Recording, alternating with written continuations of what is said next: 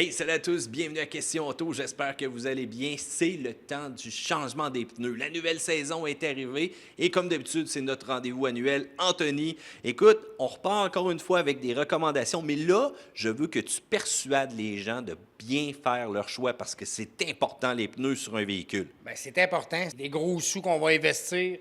De vraiment d'y aller, de parler avec le conseiller, peu importe à quel endroit à ce moment-là, de lui dire, on le dit souvent, mais le conseiller vous pose des questions, mais c'est à vous aussi de diriger le conseiller vers quelque chose. Type de véhicule, type de conduite, ce qu'on recherche, ce qu'on a aimé. Mais surtout, il y a autre chose aussi. Puis j'avais amené des exemples pour montrer. On parle beaucoup alignement, l'azote, des choses comme ça. Quoi faire, quoi ne pas faire. On a des exemples ici à ce moment-là que j'ai emmenés, que je voulais regarder par rapport à ce que les clients ont décidé de ne pas faire. Gros investissement de pneus, mais en bout de ligne, pas d'alignement, pas d'azote, des gens qui font beaucoup de millage, des choses comme ça, des pneus qui usent mal. Donc, en bout de ligne, on est perdant. Là. Oui, on est très perdant, puis j'aimerais ça qu'on le regarde là, présentement. Je le vois ici, Anthony, si tu peux le prendre, puis si tu peux le montrer aux gens directement. Là, c'est un pneu qui a quand même assez coûté cher. C'est un Acapelita, celui-là. Ouais. Et on voit qu'il y a une usure littéralement sur un côté. Il a été rongé total. Et voilà. On voit par l'intérieur à ce moment-là au niveau du pneu. C'est de valeur parce qu'on a attendu quand même à la fin pour le remplacer. On voit que le pneu est bien usé. Mais on voit pareil une grosse différence en frais de 32e. D'un, c'est sûr que les pressions peuvent être en cause. Un pneu sous-gonflé, on le sait, Mathieu. Les deux côtés vont avoir tendance à user comme on voit ici. Puis le contraire, surgonflé, là, c'est au centre. Au centre, en plein ça. Puis dans les pneus d'hiver, au centre, avec le type de gomme. Ça arrive régulièrement. On voit les pneus, là. Moi, en tout cas, on est habitué, on les regarde, ils ont un V en les regardant. Là. Oui, puis c'est souvent là aussi qu'on va perdre l'adhérence. Puis que ce soit pneus d'hiver, que ce soit pneus d'été, là, on le sait, là, l'autoroute Capitale, puis Henri IV, là, dès qu'il tombe de la pluie, c'est rendu des rivières. Puis c'est là que si vous surgonflez les pneus, que ça l'use beaucoup au centre, que vous perdez tout l'effet là, d'envoyer l'eau. Fait qu'on se ramasse avec de l'aquaplanage. En plein ça, comme disait aussi, l'alignement, on le voyait aussi au niveau du pneu, le véhicule a manqué d'alignement total. Donc, pression de pneus, alignement, on parlait aquaplanage. On investit un montant, on y va avec un produit haut de gamme, un type de véhicule très intéressant. On n'aide pas, autrement dit, pour que le pneu fonctionne très bien. Donc, dans ce cas-là, on est aussi bien d'aller avec un pneu plus bas de gamme, garder nos sous. Là. Façon de parler, bien sûr. Puis bien entendu, des fois, vous achetez de l'usager aussi, vous mettez ça sur la voiture, vous ne pensez pas à rien d'autre, mais une petite maintenance, c'est important. Là, tu m'as amené un pneu qui a eu de l'entretien, mais qui a aussi été solidement battu. Je vous le dis tout de suite, j'ai adoré ce pneu-là. C'est un S-Drive de Yokohama. Ça a du mordant. En virage, écoute, c'est capable de donner de la performance, c'est quelque chose, mais là, on voit, il est usé, mais tellement droite comme une barre. Il est usé, on le voit, mais oui, comme on disait, c'est un de mes collègues qui l'a roulé, puis je peux vous le dire, le connaissant, il s'est amusé. Avec ce pneu-là, très bonne rotation, vérifie les pressions à froid. Je reviens souvent avec l'azote, parce que des fois, les gens croient moins, beaucoup moins de variations. Pneu performance, ça paraît, ce pneu-là viré, ça... Bout pour bout, je peux me permettre, on le voit très bien, il est usé pareil. Je prendrais un gauge à 32e, au niveau des profondeurs, c'est pareil.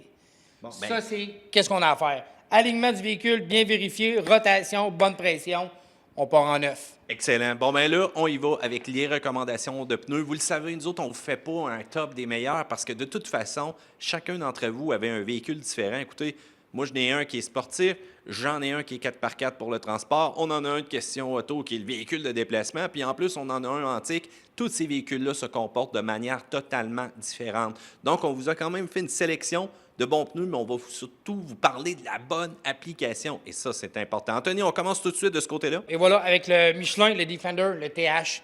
Michelin, j'ai l'impression de me répéter souvent, douceur de roulement. On met ça sur un véhicule, là, c'est un nuage. C'est tranquille, on n'entend pas le son de la route. C'est doux, dépendamment de l'application. Tu sais, des fois, les gens vont dire « Ah, douceur de roulement, de suite, la portée, moins sportif. » Non, il va toujours en fonction de votre véhicule. La dernière chose qui est faite sur un véhicule, c'est la grandeur des pneus en fonction. J'aimerais ça donner quelques exemples. Berline, Camry, Accord. On y va dans ces genres-là. Berline, j'aime bien ça. Plus petit véhicule aussi. On va revenir aussi pour une chose. On est rendu de plus en plus avec des pneus faits spécialement véhicule utilitaire, fait qu'on délaisse un peu. Parce que souvent, c'est ce qu'on allait faire.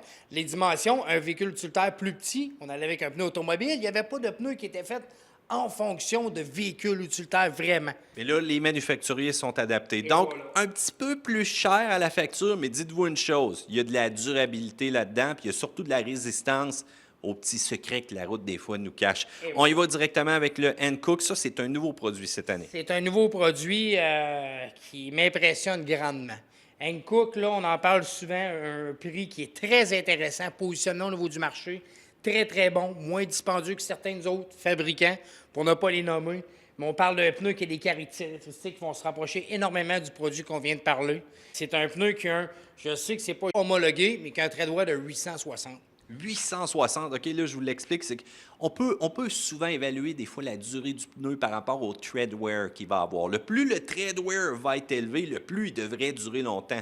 Mais là, bon, il y a des petites différences dans le manufacturier, mais on s'entend quand on a un tread wear sur un pneu de 140, ça va être fait plus pour la gomme du mordant. Mais là, c'est énorme. Je me rappelle pas d'avoir vu ça dans le passé. Non, c'est une première au niveau du marché à ce moment-là.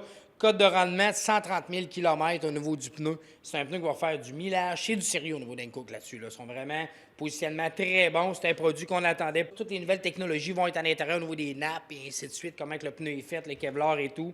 On a des indices au niveau de l'alignement. On voit très bien, petite crevasse, petit trou de côté. Je recommande aux gens aussi à faire en début de saison. Tout de suite, regardez comment que ça se passe. Un pneu à 500 km, 600 km, 1000 au pire, me semble qu'il y a un petit quelque chose. T'sais, on va chez le docteur, façon de parler, on vient ici ou dans un atelier, on corrige, on est reparti, on va chercher le plein rendement du pneu longtemps. Un pneu qui a 3-4 000 km, c'est fait. Souvent, il faut vivre avec. Oui, tu as totalement raison. Et la première rotation est la plus importante. Et profitez-en pour l'alignement, on vous le dit souvent. Là, on tombe avec de la performance, j'aime ça. On ne l'aborde pas souvent. C'est un excellent choix pour tous les gens qui vont avoir du WRX, du GTI, tous les petits véhicules qui aujourd'hui, avec les motorisations 2 litres turbocompressés, qui sont capables de donner du 250, 275, 300 HP, même la gamme d'Alpha, Yokohama arrive avec ce pneu-là. C'est une évolution du S-Drive. C'est une évolution du S-Drive. Ils l'ont appelé le Advent Fleva. C'est vraiment quelque chose. C'est un pneu qui a encore plus de flanc, qui est encore plus rigide que l'ancien. Bande de roulement, un dessin, de la manière que les blocs sont situés, qui est très précis. On le sent, c'est un pneu, c'est sûr que ça dépend du conducteur, mais avec un bon setup de véhicule, je peux me permettre, on place le véhicule où on veut, puis on sent le pneu en fonction. Ça, j'aime ça. Le côté sportif aussi, ça nous prend un contact avec la route. D'après moi, vous allez avoir du succès avec ça. Puis là, je le sais, on vous en a déjà parlé, mais Anthony ne voulait aucunement le retirer de ses recommandations.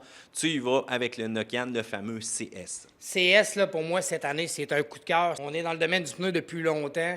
Véhicules utilitaires, plus petites dimensions, Ford Escape, Tucson, CRV, ces véhicules-là, on mettait des pneus de voiture qu'on disait extra load, renforcés, mais c'est pas la même chose. Ça marchait pas sur le comportement, puis ça marchait pas au niveau du son, puis ça marchait encore moins au niveau du remorquage. Et voilà, le pneu, même par rapport à la grandeur, tu sais, les véhicules utilitaires, petit empattement, grosse masse. Les flancs écrasés, c'était dur.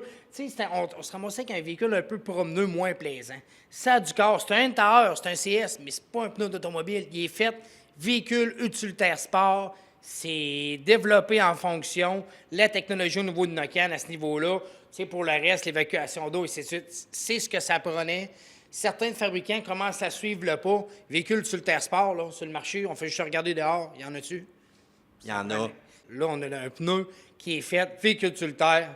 Cet été, ça va être mon choix. Bon, ben voilà les recommandations d'Anthony annuelles. Encore une fois, je vous rappelle, posez les bonnes questions. Puis si votre aide technique ne vous pose pas les bonnes questions, ben je m'excuse, là. Peut-être penser à changer de place, puis venez voir des gars comme Anthony. Eux autres vont être sûrs de faire le bon choix avec vous. Anthony, mais écoute, je pense que ça fait le tour. Merci. Super content encore une fois. Ça va être un plaisir. Si c'est des questions sur quoi que ce soit par rapport. Côté technique, comme je disais, on parle beaucoup de pneus. Très intéressant. J'ai beaucoup de petits trucs à donner encore, puis on regardera ça ensemble. Bon, ben voilà. Et à la limite, venez le voir directement ici du côté de Desharnais sur Charest, gang. Puis sinon, section commentaires, adressez-lui les questions. Il va répondre. Puis moi aussi, je vais vous répondre, bien entendu. Pouce en l'air parce que vous aimez cette vidéo-là. Et abonnez-vous à Question Auto. Puis nous autres, on se dit à une autre fois. Bye.